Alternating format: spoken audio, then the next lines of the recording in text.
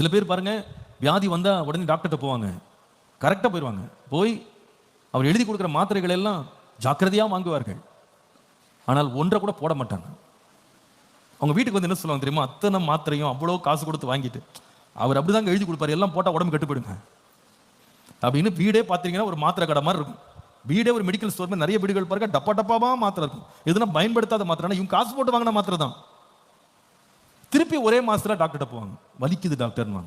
இப்படி வலிக்கும் உங்களுக்கு, நீங்க போட்டீங்களா? போடணும். போன மாசம் மாத்திரை வாங்கிட்டு போனாங்க, போன வாரம் கூட மாத்திரை வாங்கிட்டு போனாங்க.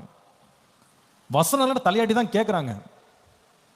நல்ல குவாலிட்டி மெடிசன் தான் கொடுக்குறோம், ஆனா ஒரு பலனுமே இல்லை. உடம்பு தேரவே மாட்டேங்குது, வாழ்க்கை தேரவே மாட்டேங்குது, குடும்பம் தேர மாட்டேங்குது.